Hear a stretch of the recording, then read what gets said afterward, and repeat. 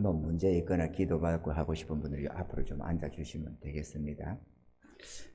지금 우리 교회가 사람이 몇이 안 되니까 이때가 참 찬스입니다. 제가요, 저 할렐루야 기도원에 옛날에 간 적이 있었으면 처음에 은혜 받을 때 기도원 찾아간다고 뭐 이 천마산 기도원도 가고 또 뭐 오살리 기도원은 안 가봤습니다. 그 은혜로스럽다는 거기는 안 가봤는데 뭐 중앙 기도원이네 어디니 이렇게 다니면서 기도했는데 이 할렐루야 기도원이라는 데를 내가 은혜 입고 거기 한번 찾아간다고 혼자서 금식 기도하러 간다고 그리 간 적이 있었습니다. 제가 거기 가서 2번인가를 다녀온 걸로 제가 알고 있습니다. 어쨌든 간에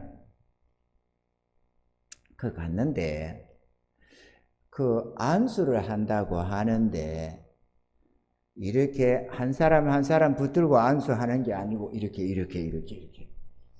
그것도 뭐 한 2,000명이니 이렇게 모여 1,500, 2,000명 이렇게 모여서 있으면 그거 붙잡고 주여 믿습니다 이리도 안 되죠요. 그랬다가는 날밤 새니까 그냥 주여 이래 그것도 받는다고 그래도 받겠다고 어떻게든 하는 사람들이 많이 있는데 훗날에 우리 교회가 부흥이 되고 또 많은 은혜들이 있고 많은 분들이 취업한다고 오면은 아마 지금 저희 기도하기가 쉽지도 않으실 것 아닐까 싶습니다. 항상 이럴 때 야하지. 여의도 순복음교회 보니까 조영규 목사님 한번 모시려면은 그게 그렇게 쉽지가 않답디다. 워낙에 성도들이 많고 제가 좀 한번 집에다가 모셔서 한번 예배 한번 드리고 싶고 그렇게 해도 신방 한번 받고 싶어도 한 집 한 집 날마다 가더라도 어디 그게 몇 집 가겠어요. 돌아가시기 전까지 다 다녀도 말이죠. 몇천 명밖에 못 다니지. 1년에 365일인데 날마다 신방을 한 집씩 가기로 했으니 365명 집에 가고 3,650명 집에 가고 이렇게 안 여기서 10년을 다녀봤자. 근데 무슨 목사님이 신방만 다니니까 그거 하고 다니게. 그래서 그게 그렇게 되는 게 아니랍디다. 이럴 때 좀 한가할 때 좀 신방도 좀 한번 청하기도 하고 사업장이 있으면은 사업장 예배도 한번 드려달라고도 하고 좀 이럴 때는 하면 거절도 못하잖아. 나 바빠서 안 됩니다. 그러지도 못하잖아.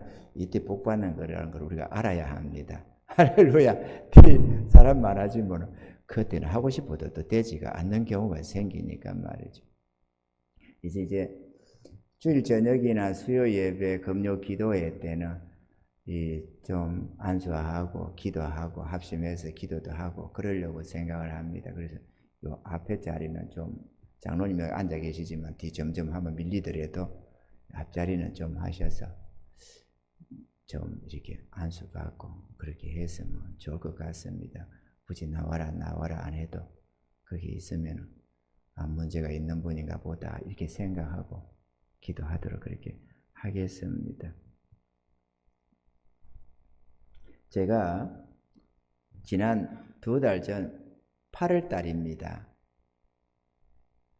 8월의 어느 날에 혼자서 그날은 사택 소파에 앉아서 묵상 속에 빠져 있었습니다. 가만히 있어 보자. 어떻게 하면은 부흥을 하냐? 어떻게 하면 교회가 부흥을 할 수 있냐?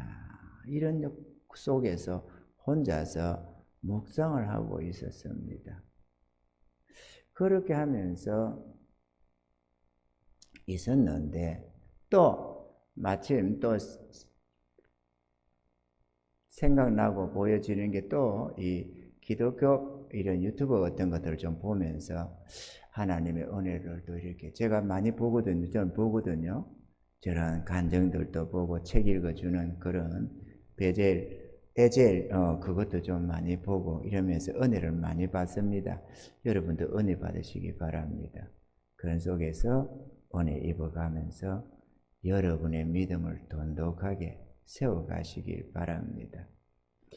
그렇게 하고 있는데 조용기 목사님의 부흥이 생각이 났었습니다.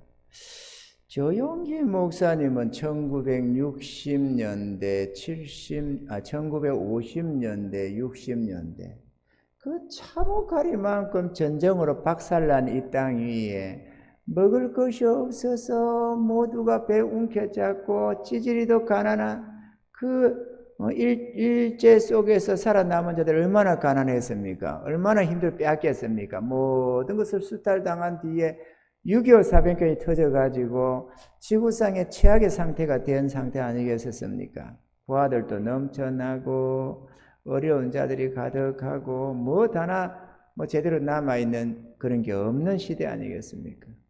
그럴 때에 불광동 쪽에서 우리 조용기 목사님이 천막교회를 시작하고 복음 전하던 그런 내용들을 저는 그분들의 책도 몇 건이 있고 또 간증으로 또 그런 걸 내가 책에서 본 것도 보고 이렇게 저렇게 봐온 게 들어 있습니다.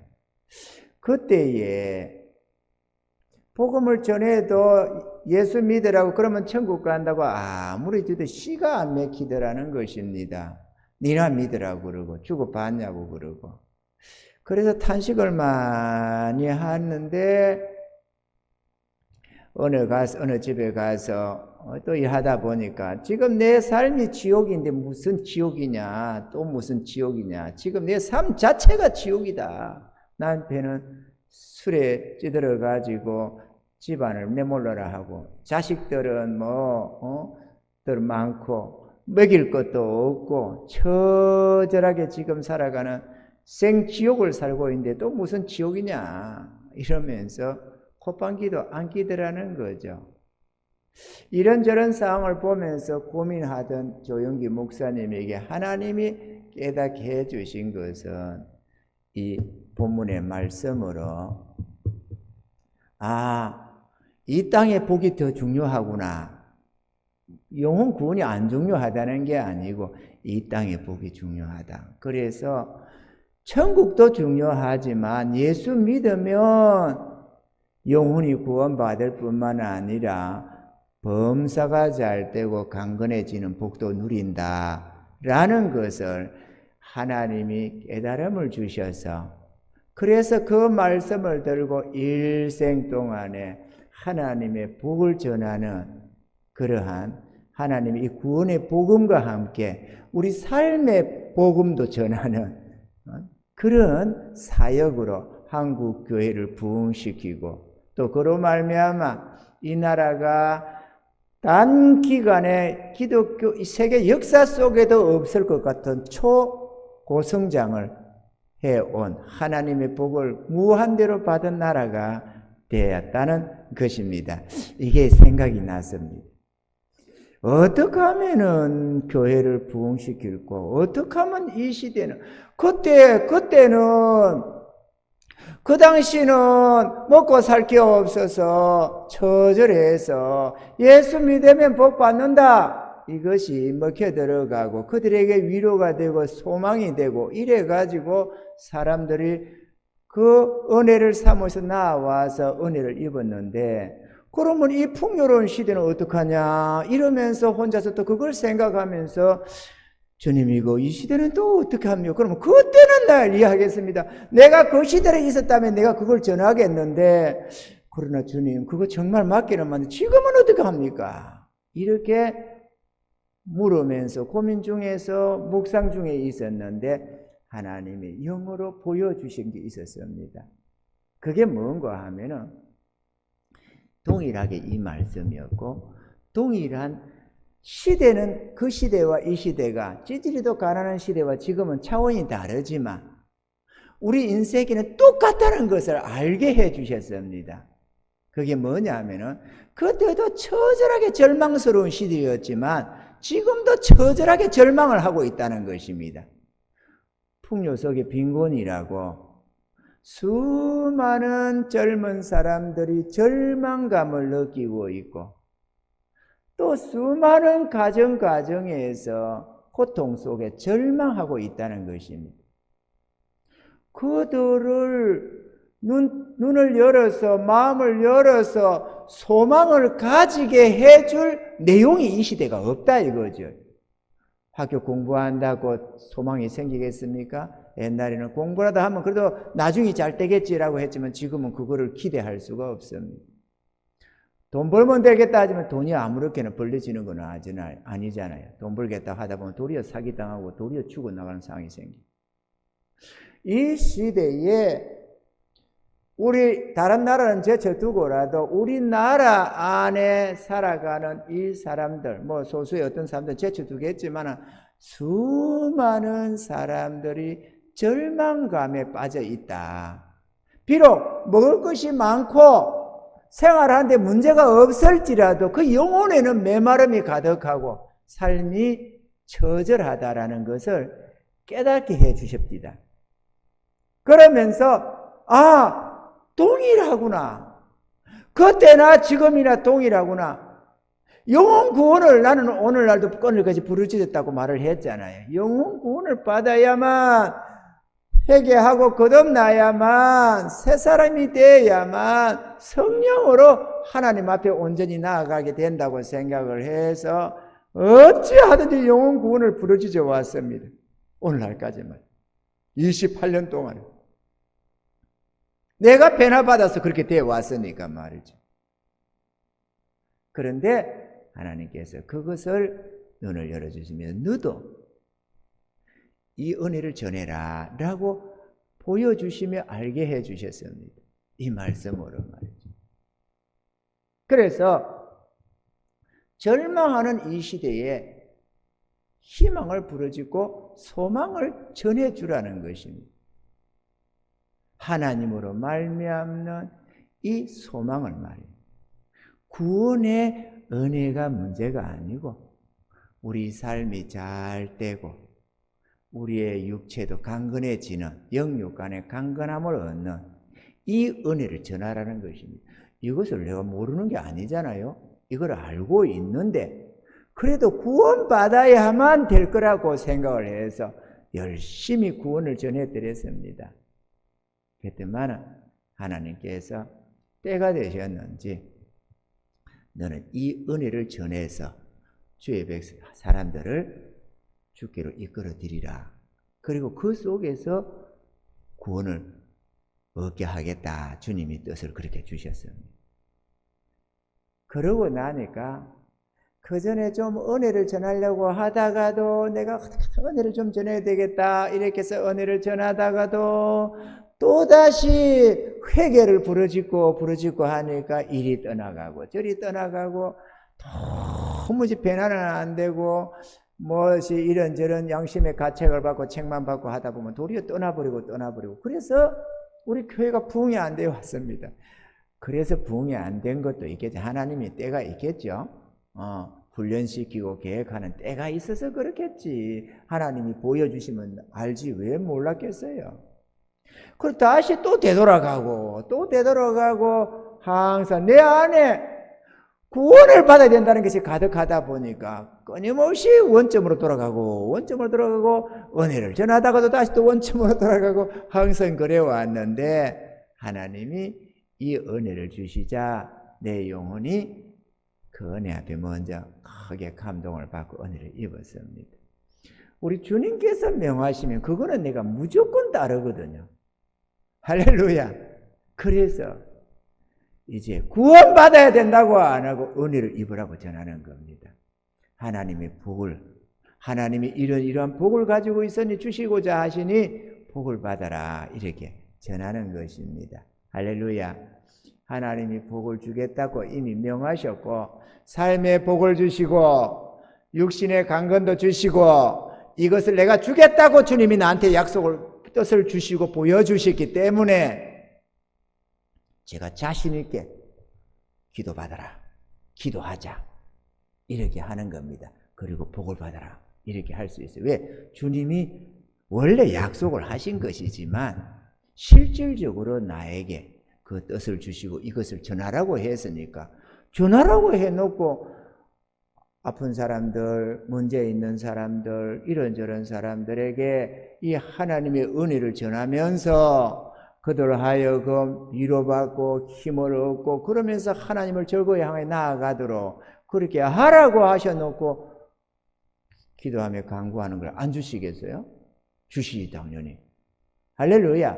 물론 주의 뜻이 어떻게 되는지는 몰라도 예를 들어서 5년 전에 10년 전에 깨달아서 했으면 또 그때 주셨겠지. 그런데 모르면 어떡하겠어요? 내가 모르고 생각을 못하고 있었고 또 하나님의 뜻을 나한테 알려줬는데 내가 미련해서 몰랐는지는 모르지만 구원의 진리가 밝다 보니까 구원받지 못하고 거듭나지 못하고 살아가는 주의 백성들이 다 보이는 걸 어떡합니까? 그러니까 회개하고 구원받아라, 구원받아라, 거듭나야 된다, 거듭나야 된다.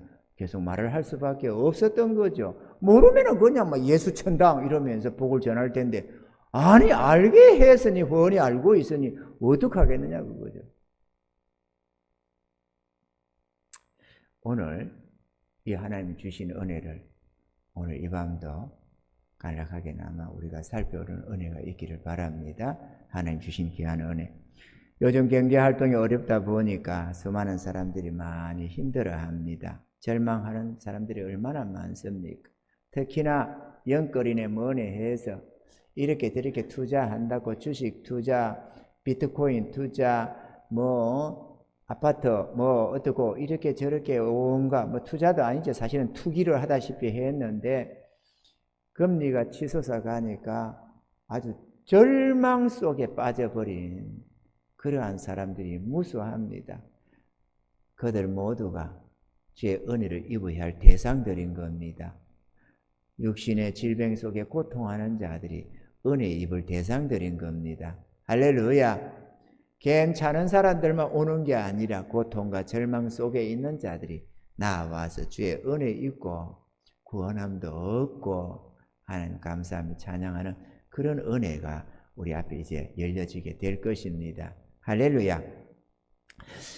인간의 모든 고통과 불행의 원인은 하나님께 지은 죄 때문입니다. 이로 말미암아 우리 하나님께로부터 부어주어지는 자연적인 형벌이 바로 우리 삶의 고통이요 탄식인 것입니다. 아멘입니까?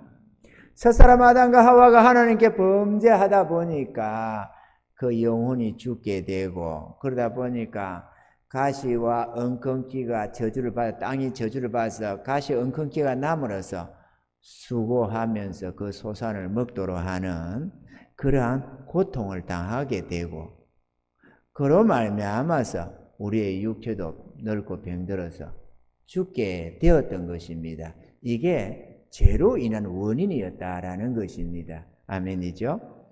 그렇기 때문에 우리가 그리스도를 믿어서 죄 문제가 해결이 되고 나면은 이 고통과 불행의 원인이 제거되었기 때문에 그로 말미암아 참된 평안과 행복이 찾아오게 되고 또 우리의 질고도 나음을 질병도 나음을 얻게 되는 것입니다. 할렐루야. 고통과 우리의 삶의 평안과 행복을 누리려면 이 고통과 불행의 원인인 죄 문제를 제거해야만 된다라는 것이죠. 아니 냄새가 나면은 냄새 난다고 코를 잡을 것이 아니고 파리가 들끓으면 파리 약을 칠 게 아니라 그게 있는 쓰레기 더미를 치워버리면 되는 것처럼 우리의 고통과 탄식과 멸망이 죄로 인한 것이니까 죄 문제가 해결되면은 모든 것이 해결되기 시작한다라는 것입니다. 할렐루야. 예수 그리스도께서 이 땅에 오신 이유는 이 고통과 저주의 원인인 죄 문제를 해결해 주시기 위함이었는데요. 그래서 예수를 믿으면 우리의 영혼이 죄 사함을 받아 범사가 잘 되고 강건케 되는 것입니다. 할렐루야. 그래서 그러면 우리가 영혼이 잘 되면 되는데 그럼 영혼이 잘 되려면 어떻게 되느냐? 회개하고 예수 믿으면 되지. 그게 이제 아니 우리가 한 몇 가지로 오늘 이 밤에 한번 살펴보기를 원합니다. 제일 첫 번째, 예수를 믿고 영접하여서 죄 사함을 먼저 받아야만 합니다. 할렐루야. 제 문제가 해결되지 않고서는 영혼이 잘 될 수가 없고, 또 그러면 영혼이 잘 되지 아니하는 이상 범사가 잘 될 수가 없습니다. 사람들은 열심히 노력하면 잘 되겠지 이렇게 막연하게 생각하지만 본질적으로 하나님이 복을 안 주는 이상 복을 받을 수가 없는 것입니다. 그러므로 하나님께 우리의 모든 죄를 회개하고 주님을 영접해야만 합니다. 그리하면 성령님이 임하셔서 우리의 속사람이 변화되게 되고 새로운 삶을 살아갈 수가 있는 것입니다. 교회 다닌다고 죄 사함받고 구원받는 것은 아닙니다. 회개하여 성령으로 거듭나지 아니하면 여전히 죄 가운데 있기 때문에 그렇습니다. 그러므로 회개하고 예수님을 구주로 영접하여 우리 모두는 다 구원을 입어야만 하는 것입니다. 할렐루야. 둘째로 이렇게 된 우리 주의 백성들은 주의 말씀과 뜻을 따라 살아야만 합니다. 신명기 28장 1절로 6절에 우리 유명한 주의 말씀입니다. 내가 내 하나님 여호와의 말씀을 삼가 듣고 내가 오늘날 내게 명하는 그 모든 명령을 지켜 행하면 내 하나님 여호와께서 너를 세계 민족 위에 뛰어나게 하실 것이라. 지금 이게 우리나라에 일어나서 이러는 거예요. 우리나라에. 내가 내 하나님 여호와의 말씀을 순종하면 이 모든 복이 내게 임하며 내게 미치리니 성읍에서도 복을 받고 들에서도 복을 받을 것이며 내 몸의 소생과 내 토지의 소산과 내 짐승의 새끼와 우양의 새끼가 복을 받을 것이며 내 강주리와 떡반죽 그릇이 복을 받을 것이며 내가 들어와도 복을 받고 나가도 복을 받을 것이니라. 할렐루야.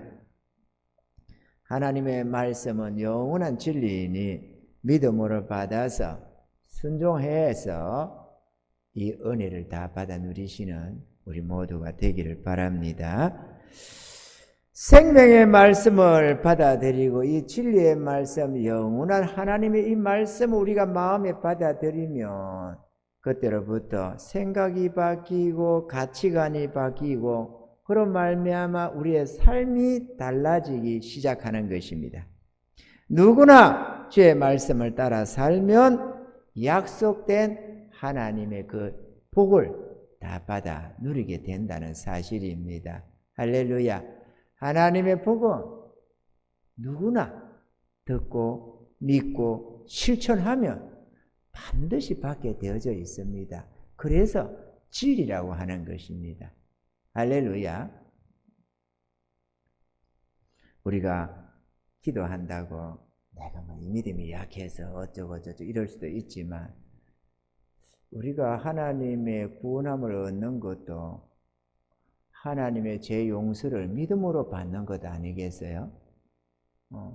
그 어마어마한 그 하나님의 원수된 자로 살던 우리가 그 어마어마한 죄 문제 그 해결 못하면 영원한 지옥불인데 그 어마어마한 무한한 가치의 그 생명도 듣고 믿어서 받는데 그 왜 무엇을 하나님이 아껴서 안 주시겠어요?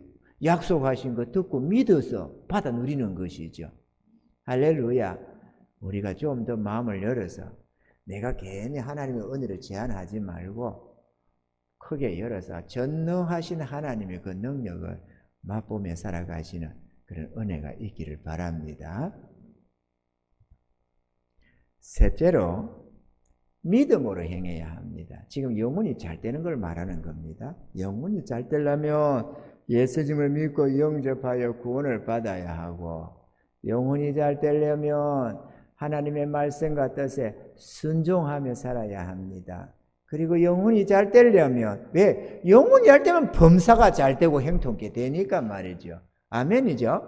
영혼이 잘 되려면 셋째로 믿음으로 행해야만 합니다.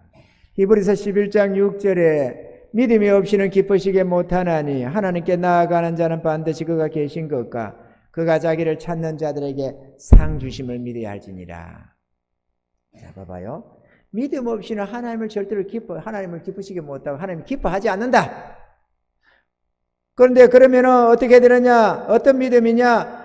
하나님께로 예배를 드리러 나아가는 자, 하나님께 기도하러 나아가는 자, 이런 하나님을 찾는 자들은 반드시 그가 살아계셔서 우리를 보고 계시고 우리의 목소리를 들으시고 이렇게 살아계신 하나님을 믿어야 되고, 아멘이죠. 믿지도 못하고 몰라 하나님 계신지 안 계신지. 그런데 예배 드리러 가, 이게 아무 소용이 없잖아요. 믿어야 하고, 또한 그가 자기를 찾는 자들에게, 자기를 찾는다는 게 뭐예요? 하나님께 예배를 드리며 기도하며 하나님의 은혜를 강구하는 그들, 베델로 올라가는 그들, 아멘이죠. 찾는 자들에게 상 주시는 이심을 믿어야 할지니라. 뭔 상이냐? 은혜 구하는 그것을 주신다는 겁니다. 그들에게. 그러니까 우리가 기도를 할 때에도 내가 이렇게 기도하면 우리 하나님이 주셔, 이거를 믿으라는 것입니다. 믿고 구한 것은 받은 줄로 믿으라. 그리하면 그대로 되리라. 할렐루야. 믿으라는 거예요. 하나님 앞에 예배를 드리는 것이 우리 하나님께 영광이고 우리에게 복이라는 걸 믿어야 됩니다. 그래 안 하면은 그냥 종교적인 한 부분이 되게 돼가지고 형식적으로 그냥 예배 시간이니까 예배 드리러 간다, 나는 기독교인이니까, 이런 자세가 돼서 전혀 하나님의 복을 기대도 안 하고 바라지도 않고 간구하지도 않고 기도를 해도 형식적으로 기도하는 그런 모습이 되어진다는 것입니다. 믿음이 뭡니까? 믿음을 다른 말로 하면 신뢰입니다. 하나님을 향한 신뢰, 그게 믿음입니다. 아멘이죠? 자기 하나님을 향한 신뢰, 그게 믿음이다 이거죠. 하나님을 믿으니 하나님의 약속을 믿는 거죠. 하나님을 못 믿으면 하나님의 약속도 못 믿고, 아멘이죠? 그게 믿음입니다. 우리는 눈에 보여지는 것과 마음에 느껴지는 그것만을 현실로 받아들이려고 합니다. 그러나 믿음은 인간적으로 볼 때 절대로 불가능한 그것들을 우리 전능하신 하나님은 하실 수가 있다고 믿는 그 믿음입니다. 아멘이죠? 그러니까 보여지는 현실을 믿는 게 아니고 하나님의 전능하심을 믿고 하나님의 약속을 믿는, 그게 진짜 믿음이라는 것입니다.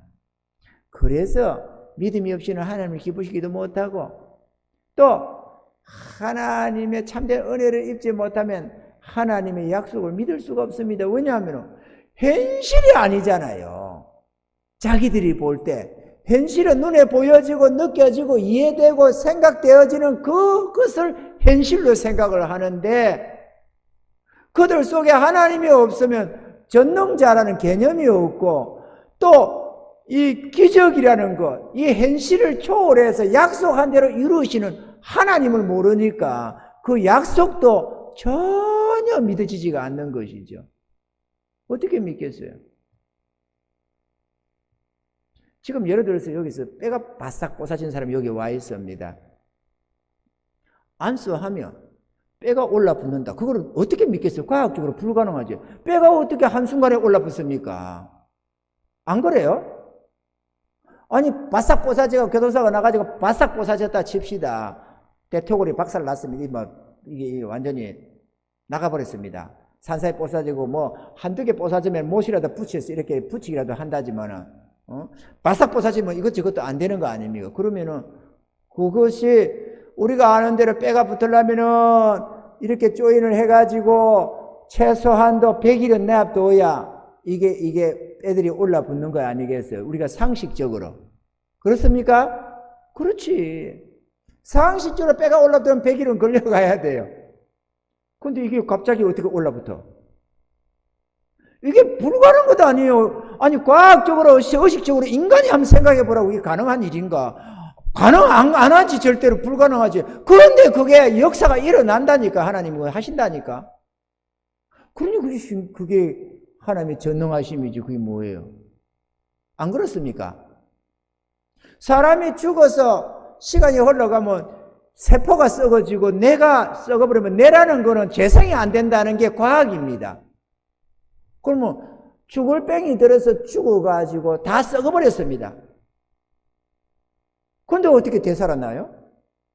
되살아나고 강씨처럼 이러는 게 아니고 멀쩡하게 되살아난다. 그게 과학이 말이 됩니까? 안 되지. 그러나 우리는 전능하신 하나님을 믿습니다. 왜? 하나님은 전지전능하신 하나님, 말씀으로 만물을 창조하신 하나님 아닙니까? 그러니 믿을 수 있죠. 하나님이 약속하시면 죽은 자도 살리시는 하나님 우리가 믿는 거죠. 아멘이죠. 그리고 실제로 죽은 자가 살아나는, 그냥 죽은 자 지금 죽은 지 얼마 안 돼, 몇 시간 안 돼, 그런 사람이 문제가 아니고 바싹 썩어버린 자도 살려낸다 이거죠. 그런 역사들이 기독교 역사 속에 무수하게 많다. 예수님만 한 게 아니고 베드로만 한 게 아니고.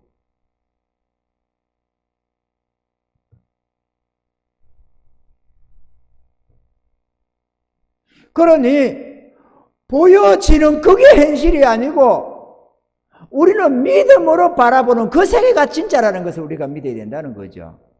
아멘이죠? 그래서 믿음이 없이는 하나님을 기쁘시기도 못하고, 믿음 없는 자는 기독교가 흙으로 보이는 겁니다. 아이고, 저거 심약한 사람들이나 능력 없는 사람들이나 하나님하고 믿고 있는 거지, 우리처럼 잘 배운 사람은 저거 믿을 바가 못돼, 이렇게 해서 철학자, 이런저런 교수, 잘 나가는 이런저런 사람들 안 믿으려고 하는 거예요. 근데 귀신은 또 믿어요. 점치고 무당들 그런 거는 또 잘 합니다. 하나님은 못 믿는데. 그 사단에게 꼭 잡혀서 그런 것 같아요. 그죠? 아니, 신의 세계를 안 믿으려면 귀신도 안 믿어야지, 보이지 않는 존재를. 왜 그거는 또 믿는지 몰라요. 귀신이 있으니까 참신도 있지.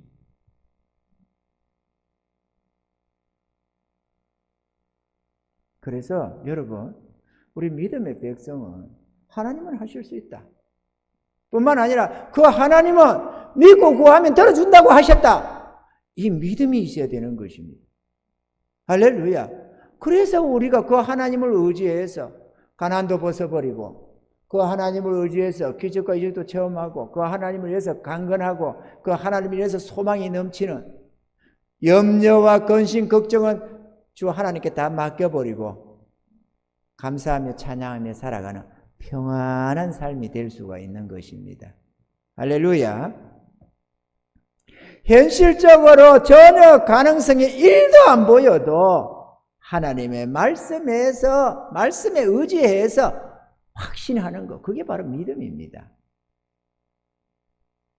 고린도후서 5장 7절에는 사도 바울은 이렇게 말씀하고 있습니다. 이는 우리가 믿음으로 행하고 보는 것으로 하지 아니함이로라. 보여지는 그 현실에 쏙지 마시기 바랍니다. 아멘이죠? 보여지는 현실에 쏙지 마세요. 보여지는 그 현상에도 쏙지 마세요. 앞에서 아무리 강하게 반대하고 한다, 복음 전하는 게 반대를 하더라, 그 보여지는 현상이잖아요. 그럼 우리는 저 사람은 안 되는가 보다 이렇게 하는데 그게 그렇지가 않다 그거죠. 그거는 현실을 받아들이는 모습이라서 믿음의 모습이 아닙니다.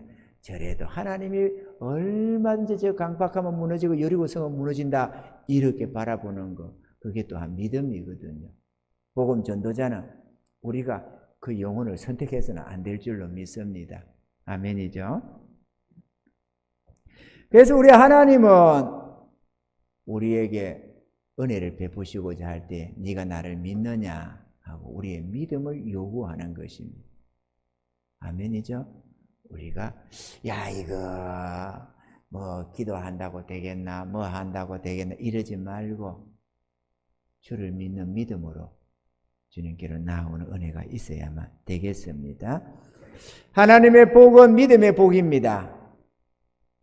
병고침도 믿음으로, 이런저런 삶의 문제 해결도 믿음으로, 온갖 기적과 이적도 믿음에 의해서 이루어지는 것들입니다. 야고보서 1장 6절로 8절에는 이렇게 경계를 하고 있습니다. 오직 믿음으로 구하고 조금도 의심하지 말라. 의심하는 자는 마치 바람에 밀려 요동하는 바다 물결 같으니 이런 사람은 뭐라고 했습니까? 무엇이든지 주께 얻기를 생각지 말라. 왜? 두 마음을 품어 모든 일에 정함이 없는 자로다. 경계가 참 그렇죠. 될까? 될지도 몰라. 이러지 말고 믿어라. 오직 믿음으로 구하고 조금 더 의심하지 말아라. 하나님은 주셔. 우리가 주를 믿고 기도하면 우리 하나님은 주셔. 이 단순한 이 믿음이 중요한 겁니다. 내 믿음이 크니 작니 아무 상관없습니다. 그런 거는 우리가 결정하는 게 아니에요. 갓난 애기 믿음도 겨자씨만한 믿음도 하나님은 얼마든지 하신다고 주님이 약속을 하셨습니다. 아멘이죠? 그러니까 내게 무슨 문제가 있는데 이 문제가 얼마나 크냐 적었냐에 기대를 가지고 안 가지고 희비애락이 일어날 내용이 아니고 하나님 앞에는 큰 문제 작은 문제가 별 문제니까 그건 아무 상관이 없으니까 우리가 볼 때 뭐 크고 작고가 있지 하나님께는 아무 문제가 없습니다. 다만 하나님의 약속을 믿고 하나님의 은혜를 믿어야 한다는 것입니다. 그 믿음이 놀라운 은혜를 받게 되는 것입니다. 할렐루야. 마지막으로 네 번째, 주의 은혜를 입었으면 주의 일을 해야만 합니다. 제사함받고 구원받아 하나님과의 영적 관계가 회복된 자는 이웃을 섬김으로써 최종적으로 복이 임하게 되는 것입니다. 야곱의 형 에서가 우리가 구약에 잘 압니다. 야곱 형 에서가 있었습니다. 그런데 야곱이 아버지의 복을 받으려고 디브가로 말미암아 조언을 받고 나아갈 때에 그가 어떤 모습으로 갔느냐 하면 에서의 형상을 뒤집어 쓰고 갔습니다. 물론 가면을 했다는 건 아니지만 에서의 옷을 입었고 에서의 어복, 그죠? 에서의 어복을 입었고 에서의 모양새로 목과 팔을 꾸미고 그렇게 염소 털을 가지고 다 꾸며서 털사람으로 만들어서 나갔더라는 것입니다. 그래서 아버지 이삭이 그놈 참 목소리는 야곱의 목소리인데 몸은 에서네 이러면서 분간을 못하고 애선지 야곱은 이제 분간을 못하고 축복을 해버렸는데 그 축복이 그대로 역사가 되었다고 성경에 기록을 하고 있는 것입니다. 우리 육체가 음연이 다르고 영이 다릅니다. 그런데 야곱은 영이고 에서는 육체거든요. 그죠? 쌍둥이 아닙니까? 쌍둥이. 우리가 영혼과 육체가 쌍둥이입니다. 한날 한시에 태어난 쌍둥이지. 뭐 육체는 며칠 전에 태어나고 영혼은 뭐 언제 태어나고 그게 아니거든요. 그런데도 영혼이 먼저 태어났겠습니까? 육체가 먼저겠습니까? 당연히 육체가 먼저겠죠. 육체를 만들면서 영혼을 집어넣었겠지. 영혼을 만들어 놓고 육체를 이렇게 하진 않았을 것 아니에요. 하나님 우리를 창조하실 때. 아멘이죠. 그러니 쌍둥이는 쌍둥이라도 육체가 먼저입니다. 그래서 우리가 닭이 먼저인지 달걀이 먼저인지 알아채는 거예요. 우리가. 할렐루야. 그러니까 야곱이 복을 받기 위해서는 에서의 탈을 써야만 복을 받을 수가 있는 거죠. 하나님의 복을. 그럼 우리가 마찬가지로 구원받은 것은 우리 영혼인데 우리 영혼이 복을 받으려면 에서의 탈을 써야 되는데 에서의 어복, 에서의 행위 아니에요. 에서의 손과 목은 봉사를 의미합니다. 손과 목은 봉사를 의미하는 거거든. 그러니까 에서의 행위를 가지고 에서의 그 섬김을 통해서 복을 받는다는 겁니다. 하나님의 복을 받으려면 섬김을 통해서 복을 받습니다. 할렐루야. 그냥 믿습니다 이런다고 믿음 좋다고 앉아서 믿습니다 아멘 아멘 그러고 앉았다고 복을 받는 게 아닙니다. 예배만 잘 드린다고 복 받는 게 아니고 기도 열심히 한다고 복 받는 게 아닙니다. 섬김을 통해서 완성이 되어지는 거예요. 그래 복 줄게 알았다 복 줄게 이제 가서 해라. 주여 믿습니다. 복 줄 줄로 믿습니다. 주여 은혜 줄 줄로 믿습니다. 그래 알았다 나가서 해라. 씨를 뿌리라. 주여 필요 없고 기도로 나는 쇼부로 볼랍니다. 주여 믿습니다. 앉아요. 줄 수가 없어요. 여러분이 농사꾼이라 생각해봐요. 농사꾼인데 철이 돼서 이제 쫓아나가서 밭도 갈고 땅도 일구고 씨도 뿌리고 그래야 되는데 말 가지로 처리하고 검색하고 주여 복 줄 줄로 믿습니다. 주여 풍작을 줄 줄로 믿습니다. 올해는 풍작을 주시옵소서. 주시오. 그럼 하나님이 응답해서 그래 가라. 알았다. 내가 알았다. 빨리 가라. 빨리 가라. 나가서 뿌리라. 주여 믿습니다. 주여 믿습니다. 막 이러면서 방언으로 다다다다다 하고 그날 가을에 아무것도 못 거도 돼요. 없어요. 씨가 안 뿌리면 없다니까. 육체의 수고를 통해서 결실을 주게 돼 있다니까. 그래 뭔가를 움직여야 됩니다. 그래야 걷다가 복을 붙여줄 것 아니에요. 30, 20배, 100배로 채워줄 것 아닙니까? 아멘이죠? 우리의 복을 받으려면, 우리 영혼이 잘 되려면 이것이 따라가야 행위 없는 믿음 죽은 믿음이라고 행위가 따라 붙어야만 믿음이 완성이 되는 거거든요. 그래 영혼이 잘 되는 거야. 할렐루야. 그러니 우리가 아무리 믿습니다만 부르신다고 될 건 아니다는 거죠. 구원받아야 하고 죄의 말씀과 뜻에 순복해야 하고 믿음으로 행해야 하고 그런데 이것이 최종적으로 섬김을 통해서 역사가 일어난다는 것이죠. 할렐루야. 그래서 영혼 구원만으로는 복이 되는 게 아니라 육신의 섬김을 통해서 복을 받는다. 그러니까 은혜를 받았으며 봉사를 해라. 할렐루야. 기도원에 아까 말씀했습니다만 그거 가니까 많은 사람들이 환자들도 보이고 몸이 불편하고 뭐 한 사람들이 화장실 청소다 뭔 청소다 봉사다 이런 봉사를 많이 합디다. 그런데 저기 왜 그런 거 했더만은 하나님께 자기 몸뚱이 들여서 치료받겠다고 치료받으면 하나님 주의 일 하겠습니다가 아니라 먼저 봉사를 하는 거예요. 그 몸뚱이 가지고 몸 불편해 가지고 손도 제대로 움직이지 않는 이런 몸뚱이를 가지고 화장실 청소도 하고 그렇게 불편한 몸 가지고 온갖 봉사를 허드렛 일을 다 하고 있습니다. 지금 뭐야 왜 그러냐 이 생각했더만은 그렇게 해서 은혜 있는 자가 한둘이가 아니더라는 거죠. 그런 소문이 나니까 사모하는 마음에 그 봉사가 문제입니까? 흰돈 몸 가지고 하는 게 보통 불편한 게 아니지. 그러나 그게 문제가 아니잖아요. 치료받는 게 중요하지. 아멘이죠. 남들의 눈이 문제입니까? 내가 치료받고 고침받는 게 중요하지. 그러니까 그 불편한 몸으로 뭐 저런 사람이 봉사하냐 하고 수많은 사람이 힐떡힐떡 쳐다보겠지만 그럼에도 그게 문제입니까? 그 모습을 보고 있는 하나님 앞에 바로 세워지려고 내가 주님 위를 살겠습니다. 내가 주를 위하여 이 몸뚱이 쓰겠습니다. 고쳐주시옵소서. 그 소원을 가지고 하는 것도 아니에요. 그러니 하나님이 안 들어주겠어요? 들어주시지. 그러면은 멀쩡한 몸 가지고 주님 앞에 쓰임받지 않으면은 그 몸뚱이에 무슨 가치가 특별히 있겠습니까? 하나님은 에서의 의복과 이 손을 통해서 복을 주시는데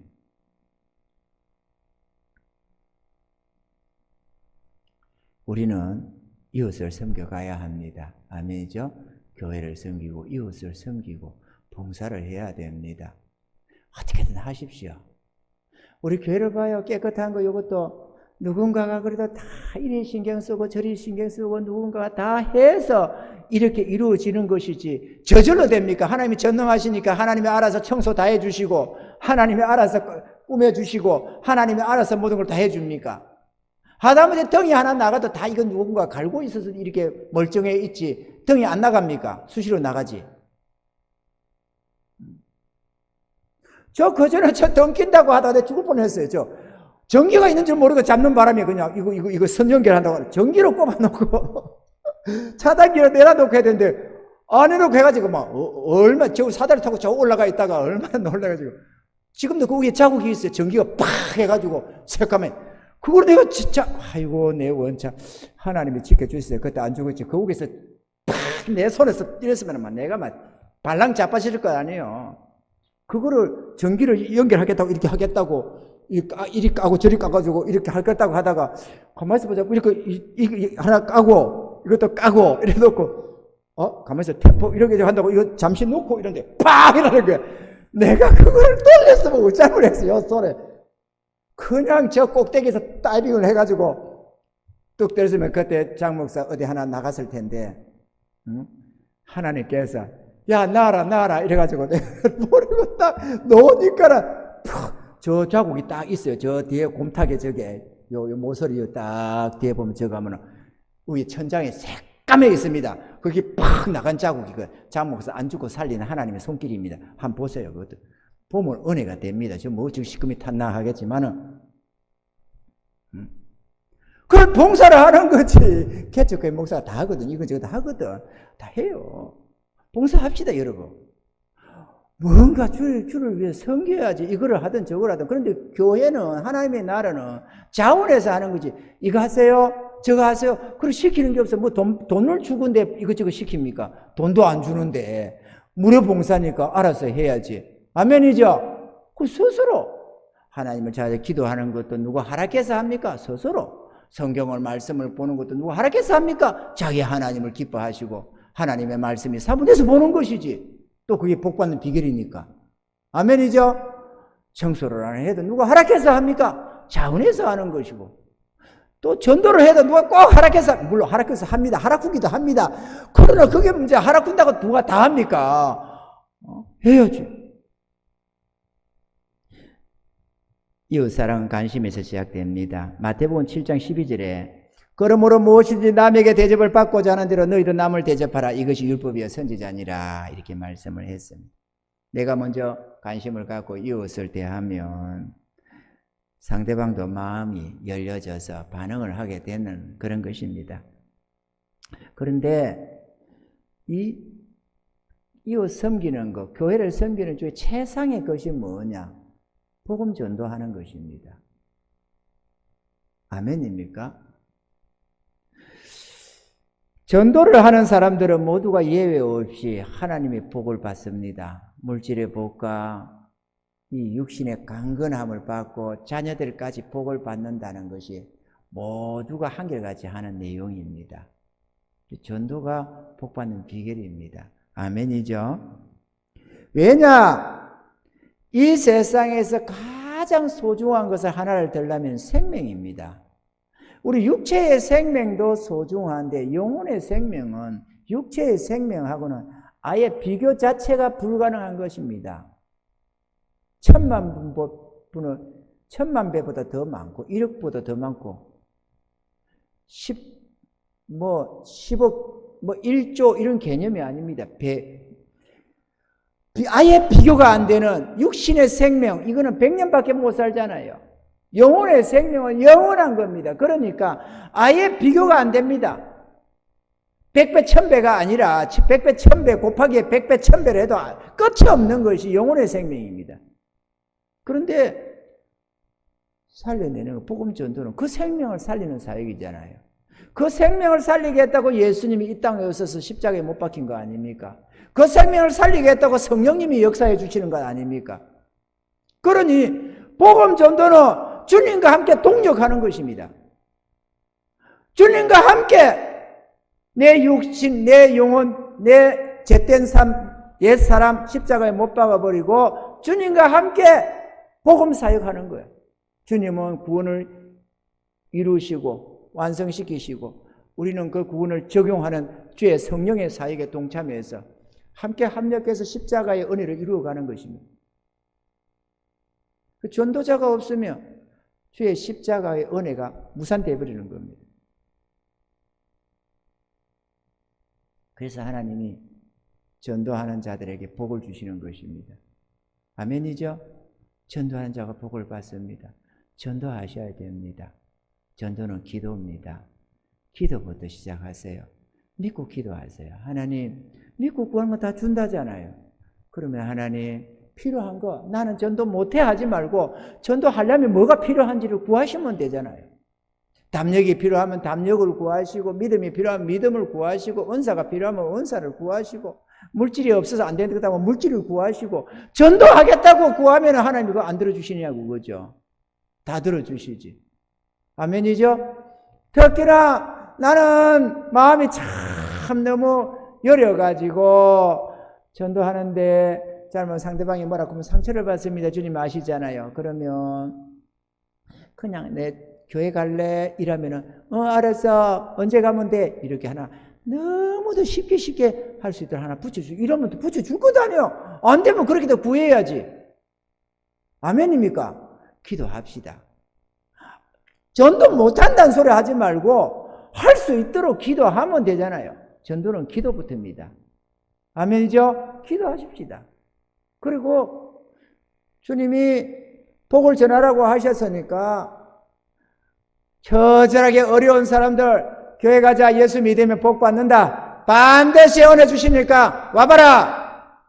그래가지고 전도하고, 아픈 사람들 있으면 와라, 와서 하나님께 나와서 우리 목사님 안수받고 합심 기도하고 하면은 역사가 일어난다, 와봐라. 이렇게 하면 되잖아요. 이렇게 저렇게 우리가 전도하면 됩니다. 그래서 절망하는 사람들, 야, 젊은 사람이 뭐 절망이냐, 절망할 것 없다. 소망이 하나님께로 오면 눈이 번쩍 떠지고 희망이 넘쳐난다, 와라. 하나님께 나와서 기도하면 하나님이 다 주신다, 와봐라. 이래가지고 오면 하나님이 또 책임 안 져주시겠어요? 아멘이죠? 사업에 실패해서 낙심하는 사람들 와봐라! 오라고 하면 되잖아요. 오면 돼요. 그래서 이 가난의 영도 떠나가야 뭔가 문제가 일어납니다. 악한 영이 붙잡고 있으면 치료도 안 되죠. 천하문시 약을 써도 병마가 붙잡고 있으면 죽어도 안 낫습니다. 아무리 약을 써도 소용없어요. 하나님의 능력으로 치료가 돼야 역사가 일어나고 병마도 떠나가고 역사가 일어나는 것이지 말이에요. 한 분은 아까 내가 오늘 했습니까? 전도사 한 분이 여기 호수로 꽂고 해가지고 뭐라더라 그래가지고 호수로 꽂고 평생을 살아야 되는 거죠. 치료가 안 되는 거. 그러면 악취가 나고 뭐하고 했는데 현신의 권사 저거 한다고 가본다고 찾아가가지고 그거 가서 치료받아야 되겠다 해서 갔는데 6개월을 쫓아다녔다는 말을 합디다. 6개월 다녔는데 현신의 권사님이 어느 날에는 이렇게 짚고 다니다가 어느 날에는 그 앞에 가가지고 교회 직분이 뭐냐 이러니까 저 전도사입니다. 그럼 아이고 전도사님, 그러면 전도사님은 언제부터 아팠습니까? 3년 넘었습니다. 지금 이게 일이 된 지가 3년이 넘었습니다. 3년이 됐다나 4년이 됐다나. 어디 한번 봅시다. 이래가지고 보더만은 다음 주 월요일 날 이거 뽑아버립시다. 그러더라고요. 그 옆에 분이 귀띔을 해주는데 저거는 치료받는다는 하나님이 고쳐준다는 뜻입니다. 그 6개월 쫓아내도 뭐 없었는데 그날이 오락했어요. 그래가지고 월요일 날 떡 갔더니만은 앞에 놓으라 해가지고 딱 해가지고 그거 안수하고 뽑아버렸다는 거 아닙니까? 그래 뽑으면서 현신의 권사님이 그러더래. 야, 전도사님 오늘 수지 만났다. 이러면서 야, 전도사님 수지 만났다 해서 뽑더래요. 그런데 문제는 그렇게 기도를 하고 받고 갔는데 꿈으로 보였다나 환상으로 보였다나 여기서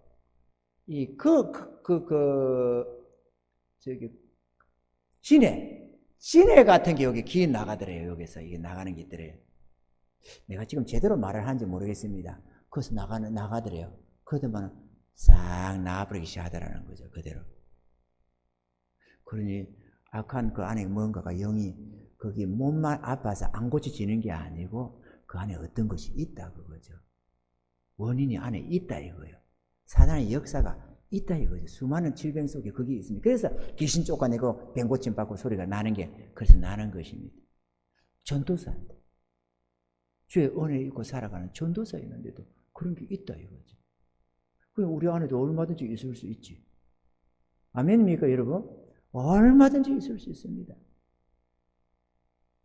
그런 게 들어앉아 있으면 나설래야 나설 수가 없지. 그거 뭐 약 친다고 약 쓴다고 낫겠어요? 악한 것이 붙잡고 있는데.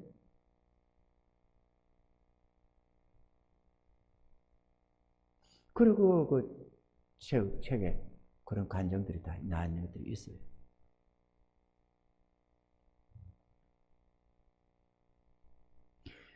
이 복음 전도는 생명을 살리는 일입니다. 우리는 이런 은혜를 전해야 하고 이 땅에 절망하는 수많은 사람들, 고통하는 저 사람들, 그러지 않아도 영원한 지옥 행불이 눈앞에 있는 것들이니까 우리가 그 은혜를 잘 알기 때문에 우리는 모든 사람에게 복음은 해당 사항이 있는 것 아니겠습니까? 주님께로 이끌어내서 주님이 복 주시겠다고 약속하고 지금 명하시는 것이니까 이 전도의 대회에 동참해서 열심히 전도하면서 불쌍한 영혼도 구원하고 맡긴 교회 부흥 사명도 감당하고 이런 은혜가 있어야 될 줄로 믿습니다. 주님께서 며칠 전에 우리가 원래 부흥회를 봄, 가을에 원래 하는 걸로 항상 우리 교회는 옛날부터 이렇게 예정되어 쭉 해왔었습니다. 그런데 하도 뭐가 안 되다 보니까 어느 때인가 하고 멈췄습니다. 한 4년 전쯤인가 5년 전쯤인가 한번 하고 이제 멈춰버렸어요. 부흥회 시련 속에 있는데 부흥회가 뭐 부흥회 돼야지. 근데 하나님이 부흥하라고 부흥을 명하셨습니다. 부흥을 명하시고는 2달 전에 8월달에 명하신 그 하나님께서 며칠 전에 부흥회를 하라는 뜻을 주셨습니다. 그래서 내가 이게 가만히 있어 보자. 이게 주님 뜻이 맞나? 이렇게 곰곰이 생각해보고 분석해보고 기도해보고 해도 역시 주의 뜻은 맞아요. 그래서 부흥회를 하기로 했습니다. 오래간만에 축에 부흥성회를 할 예정입니다. 언제냐? 11월 첫 주 저녁부터 11월 첫 주를 우리는 이 추수감사절로 매년 지키고 있습니다. 이 추수감사절 지킨 그날 저녁부터 부흥회를 일하고 있고 뭐하고 하니까 낮에는 못하고 장모사 낮에 하자겠다가는 데모가 일어날 것 같으니까 내가 겁나서 못하겠고 저녁으로만 주일 저녁부터 금요일 날까지 저녁으로만 부흥회 하겠습니다. 그때 많은 분들도 초청도 하고 해서 은혜도 있고 병 치료도 받고 문제 해결도 받고 그런 정말로 영육간의 부흥의 역사가 일어나기를 우리는 위해서 기도하고 하나님이 은혜 달라고 능력 달라고도 기도하고 많은 사람들이 나와서 은혜 받게 해달라고도 기도하고 우리 열심히 전도하면서 부흥회를 준비해 나가도록 했으면 좋을 것 같습니다. 할렐루야. 모두가 동참합시다. 예외 없이 나는 못해 하지 말고 오늘부터 작심하고 그 부흥회를 위해서 열심히 부흥 강사를 맡은 담임 목사를 위해서도 하나님께서 능력으로 성령으로 붙들어 달라고 기도하시고 우리 하나님이 참여하는 자들에게 하나님의 은혜를 쏟아부어 달라고 기도하시고 나오는 이들 이런저런 문제 있는 자들마다 해결받고 치료받고 하나님의 놀라운 은혜의 역사, 권능의 역사가 나타나도록 은혜 달라고 초대교회 같은 그런 역사들이 일어나게 해달라고 기도하고 또 전도 한 번이라도 더 모시고 올 수 있도록 하나님 붙여달라고 그렇게 열심히 기도하면서 우리가 이 기간 동안 준비를 잘 해 나가면 약 한 달 남았잖아요. 오늘 9일이고 그날이 11월 6일이니까 3일 모자라는 한 달이네요. 우리가 잘 준비해서 힘써서 하면은 성황리에 큰 부흥의 역사가 있을 줄로 믿습니다. 할렐루야. 하나님의 복이 임하는 그 놀라운 기적의 현장을 우리가 한번 친히 목격하는 은혜가 있기를 바라고 그로 인해서 우리 심령이 되살아나고 감사가 넘치는 그런 은혜를 한번 맛볼 수 있기를 바랍니다. 기대하시라. 개봉박도 열심히 전도합시다. 전도해서 하나님의 기쁨도 되시고 복도 받아서 누리는 저와 여러분들이 다 되시기를 주의 이름으로 축원합니다.